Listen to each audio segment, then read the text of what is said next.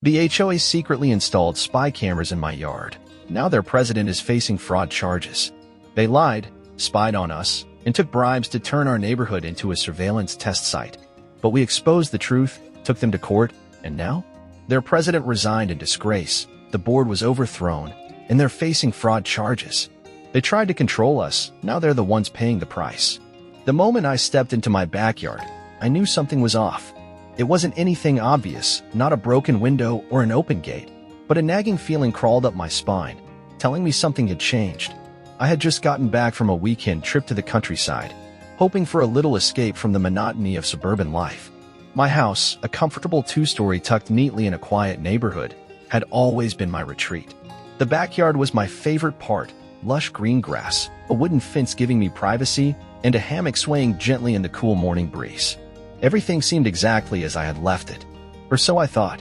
As I walked toward my tool shed, something caught my eye. A small black device was attached to one of my fence posts, positioned near the corner where my property met the neighbor's yard. At first glance, it looked harmless, just a small rectangular box with a blinking red light. But the more I stared, the more uneasy I felt. That wasn't there before. I crouched down, careful not to touch it, and inspected it closely. It had a small lens protruding from one side, and based on the slow, rhythmic blinking, it was active. But what was it? A camera? A motion detector? And more importantly, who put it here? I pulled out my phone and snapped a few pictures. A quick Google search for small black device with blinking red light led me to some security forums, suggesting it could be a motion sensor, possibly linked to a camera or alarm system. But that didn't make sense. I never installed any security devices, and I sure as hell didn't authorize anyone else to do it. My first instinct was to call the Homeowners Association, HOA. They had a reputation for being control freaks, dictating what color people could paint their houses, sending passive-aggressive letters about lawn height, but installing surveillance devices on private property without permission? That felt like a whole new level of overreach. Before calling, I decided to check if anyone else had noticed something similar. I dialed Clara, a longtime neighbor who lived 2 houses down. She was the type who always knew what was going on in the neighborhood, whether it was a new family moving in or someone trying to get away with putting up Christmas lights too early. She answered on the second ring. "Hey, David. What's up?" "Quick question," I said, trying to sound casual. "Have you noticed anything strange in your yard recently? Like, maybe a small device attached to your fence?" There was a brief pause. Then she exhaled sharply. "Oh, you saw it too?" I stiffened. "Wait, you have one?" "Yeah, found it last week." Her voice carried an edge of irritation. "It looks like some kind of sensor. I meant to bring it up at the HOA meeting tomorrow, but I haven't had time." "You're telling me you just found one on your fence?" I glanced at the blinking red light again. "Yeah, and I have no clue how it got here." "Well, that makes 2 of us." Clara sighed. "I thought maybe my husband forgot to mention something about a security upgrade, but nope. No one knows how or why it got there." That wasn't reassuring. "Do you think it's from the HOA?" I asked. "Who else would have the authority to do something like this?" Clara said. "And if it is them, they're in for a hell of a conversation tomorrow. Because if they're putting up security devices without telling us, that's a serious problem." I nodded, even though she couldn't see me. A serious problem was putting it lightly. As I hung up the phone, my unease only deepened. If Clara had one, I had one, how many other houses did? And more importantly, why was no one told about it? I didn't have the answers yet, but I was damn sure going to find out. Tomorrow's HOA meeting couldn't come soon enough. The next morning, I barely had time to grab my coffee before heading next door to talk to Tom, my retired neighbor who had spent most of his career working with electronics.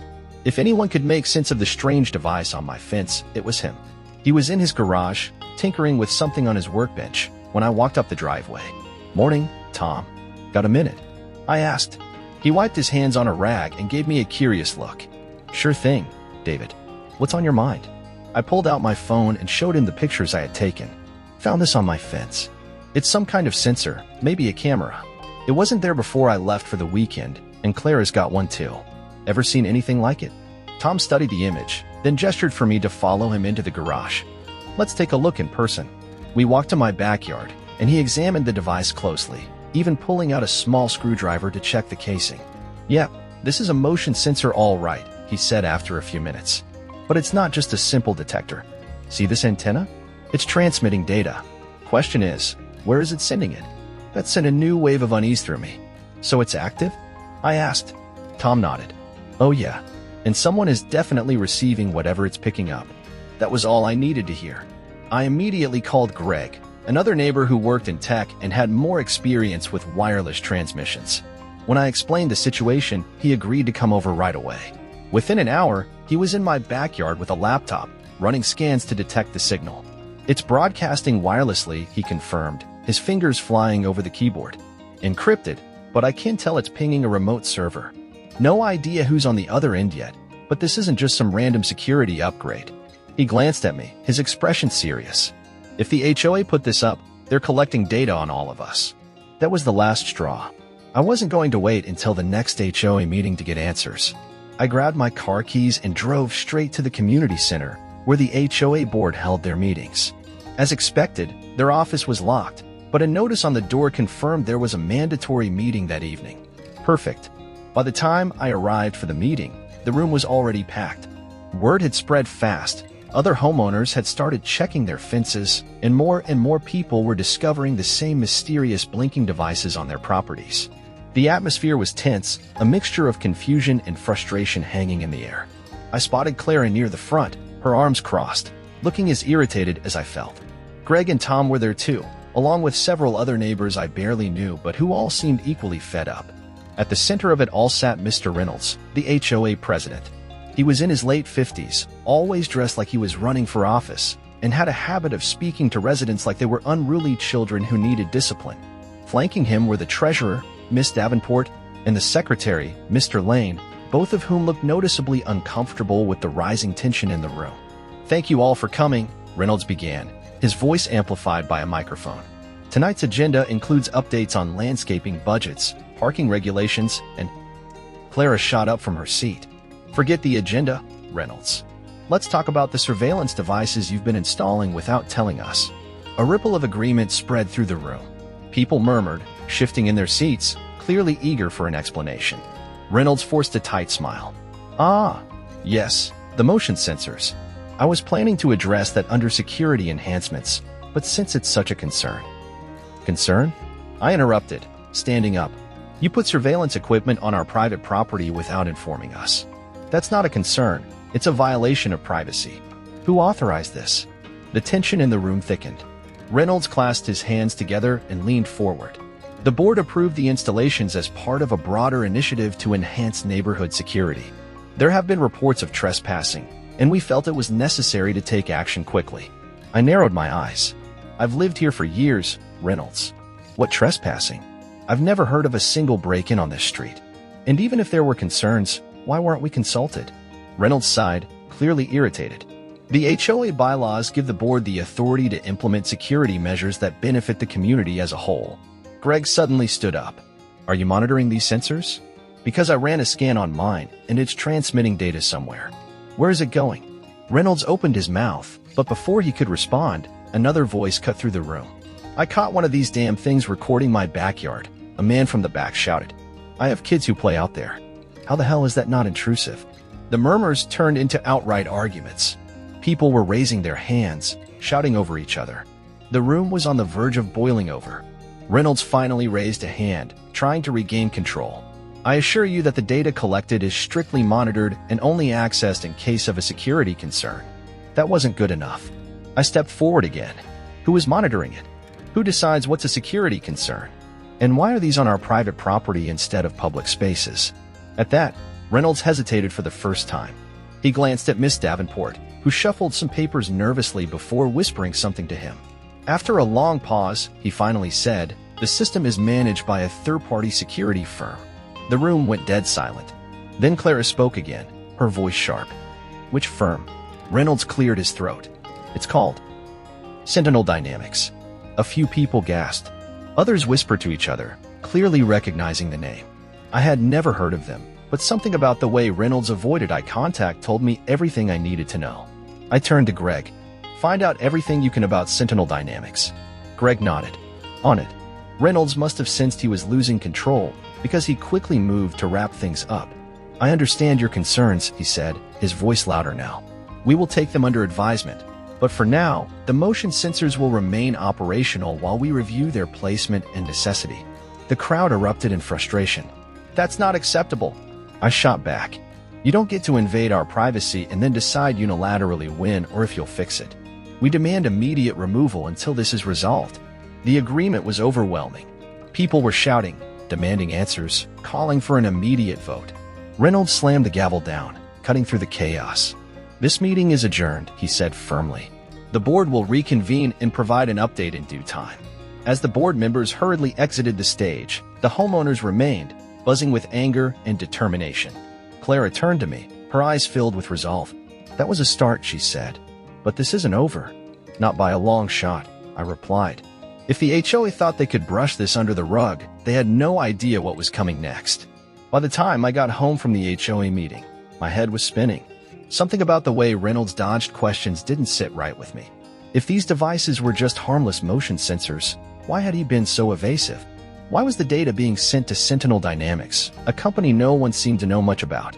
I didn't like where this was going, and I wasn't going to sit around waiting for the HOA to review anything. The next morning, I met Greg in his garage.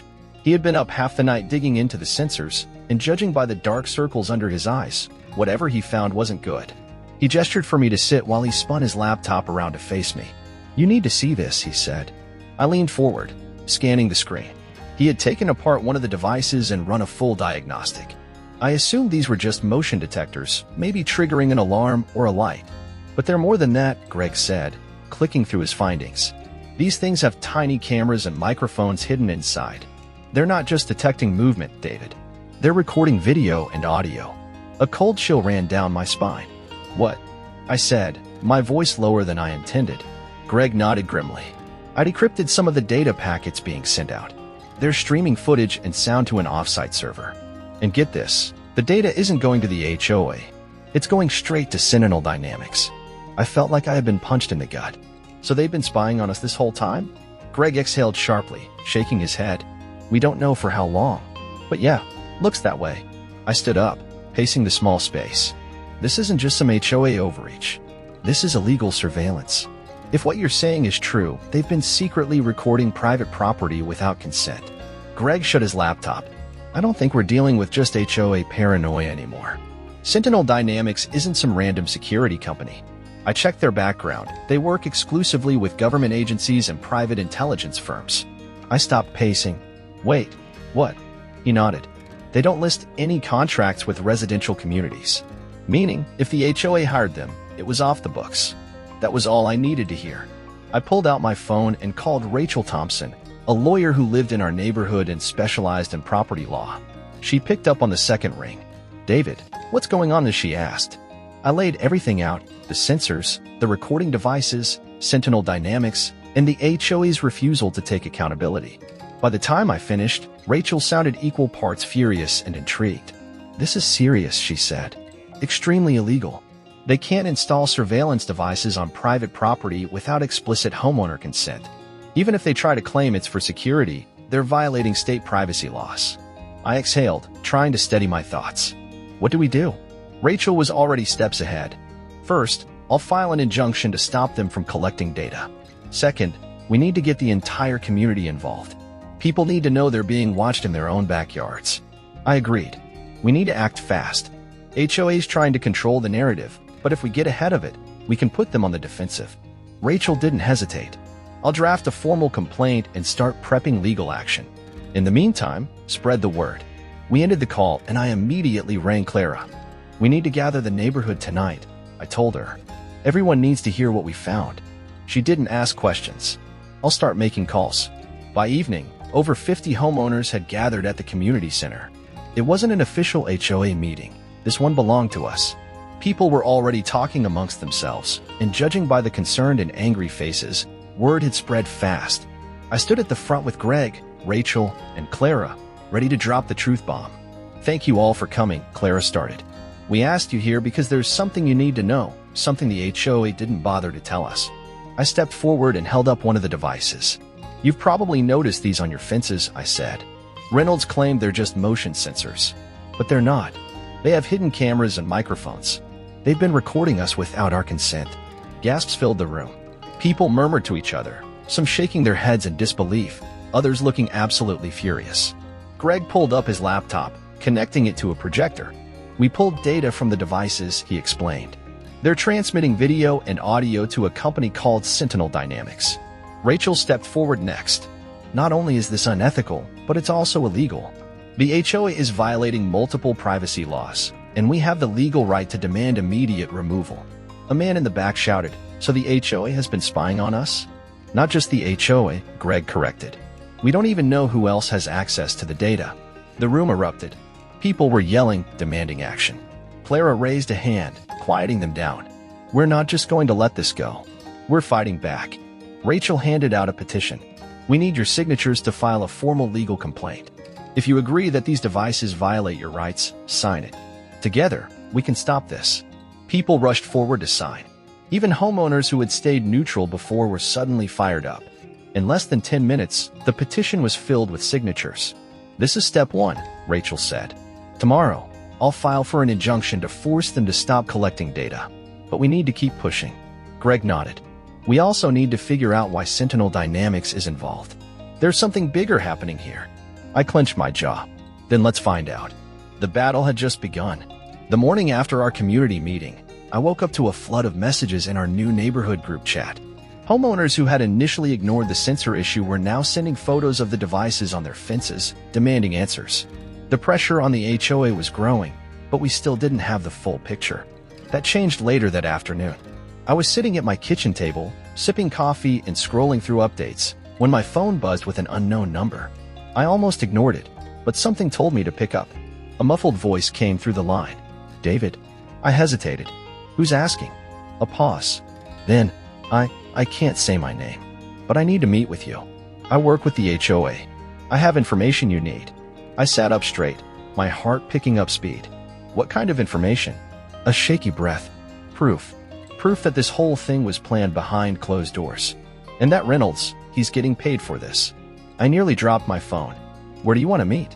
I asked. "Not over the phone," the voice whispered. "Community park. 15 minutes." Then they hung up. I got to the park early, scanning for anyone who looked nervous or out of place.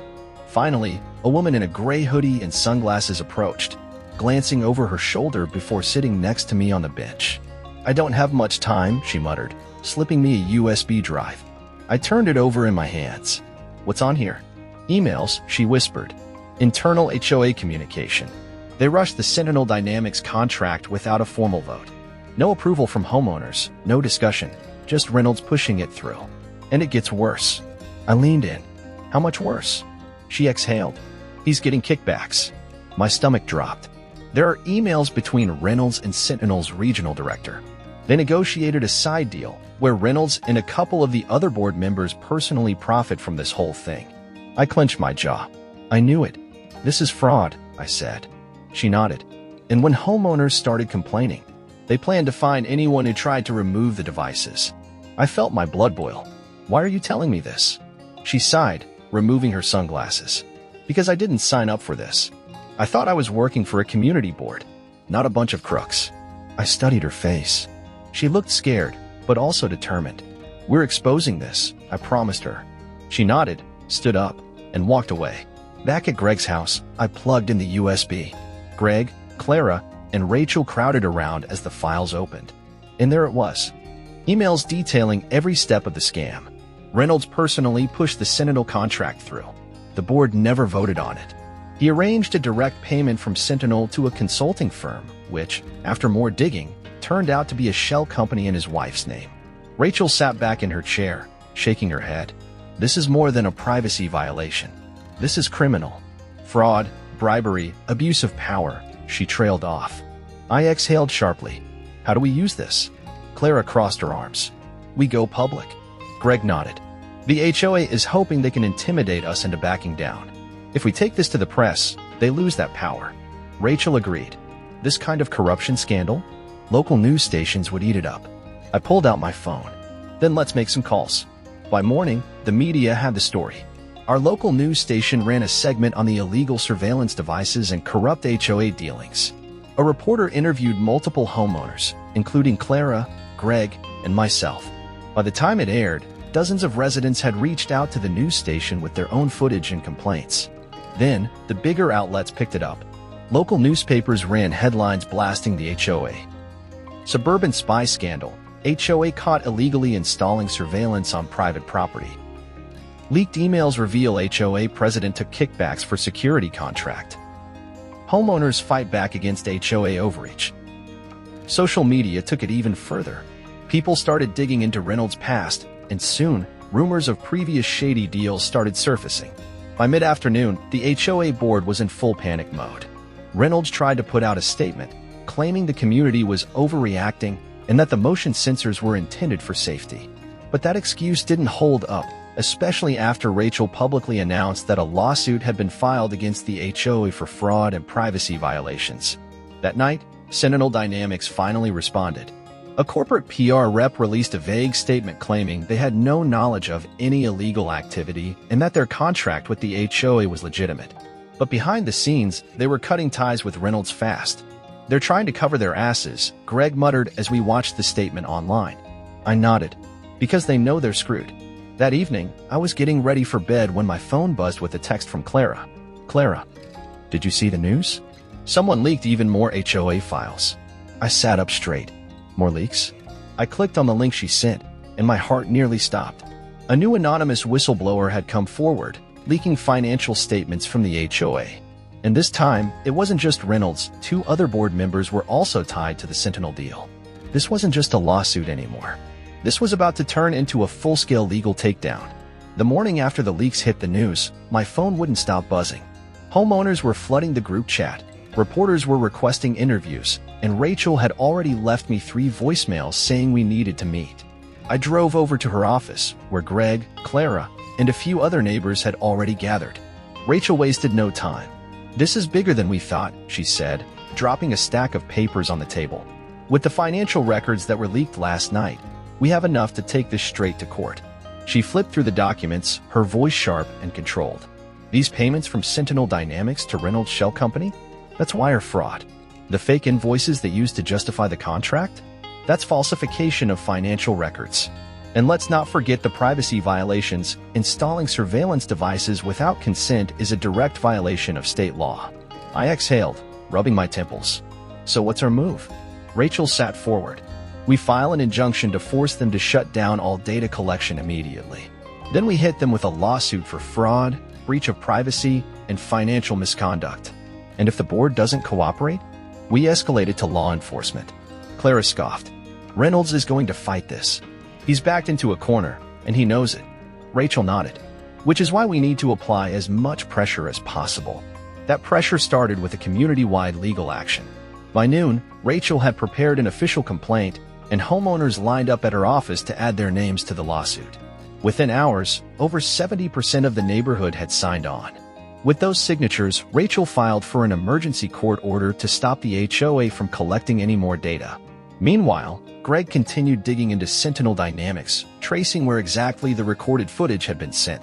"This isn't just going to the HOA," he muttered as he typed furiously on his laptop. "Some of it's being stored on private servers owned by Sentinel, but a chunk of the data is being forwarded somewhere else, an encrypted network I can't trace yet." I frowned. "Why would they be sending our surveillance footage to an unknown server?" Greg shook his head. "That's the part that worries me. We don't know who else is watching." By evening, the HOA finally responded, sending out an official notice claiming the devices were installed to enhance neighborhood security and that the community was overreacting to a necessary precaution. The letter was signed by Reynolds himself, along with 2 other board members, both of whom had been directly tied to the Sentinel payout. The response only made homeowners angrier. People started gathering outside the HOA office, demanding answers. Clara led the charge, calling for Reynolds to step down immediately. The tension was thick, the crowd restless. But Reynolds wasn't backing down. He refused to make a public statement, and the HOA office remained locked. That's when the court ruling came in. Rachel's emergency injunction had been granted. The court had ordered the immediate shutdown of all surveillance devices and banned the HOA from accessing any collected footage. Homeowners cheered when they heard the news, but I knew this was only the beginning. The lawsuit was still pending, and Reynolds wasn't going down without a fight. Sure enough, that night, the HOA board released another statement. this time threatening homeowners with fines if they refused to comply with HOA policies. It was a desperate move, an obvious attempt to intimidate us, but no one was buying it. "This guy is delusional," Clara muttered, scrolling through the statement. "Does he really think we're just going to back off?" Greg leaned back, arms crossed. He's out of options, and he knows it. He's just trying to stall for time. Rachel's expression remained unreadable. He might be stalling, but we can't let our guard down. If Sentinel Dynamics is involved, this could go deeper than we realize. I met her gaze, already knowing what she was about to say. We need to push harder. The next morning, protest signs started popping up in front yards. Homeowners were making their stance clear. No more surveillance. No more corruption. No more Reynolds. Then, the final blow landed. A second whistleblower, someone inside Sentinel Dynamics, leaked even more documents to the press. And this time, it wasn't just about Reynolds. It revealed Sentinel's true motives. The leaked documents showed that Sentinel Dynamics had been using our neighborhood as a test site for a new private surveillance program. The HO wasn't just complicit, they had been paid to let it happen. Reynolds and his cronies had turned our homes into a corporate experiment for mass surveillance. And worse, Sentinel had been selling the data. The news exploded. Headlines spread like wildfire.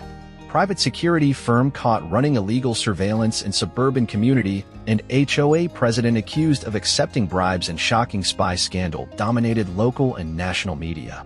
That night, I got another call from Rachel. "David, you're going to want to see this." She sent me a link to a breaking news report.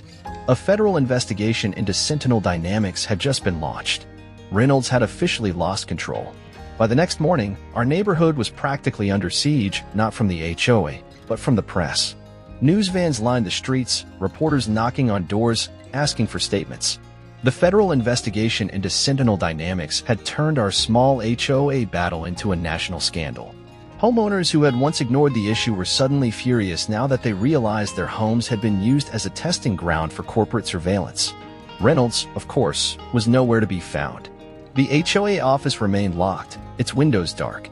For years, he had ruled this community unchecked, hiding behind bureaucracy and vague bylaws. But now, he was running out of places to hide.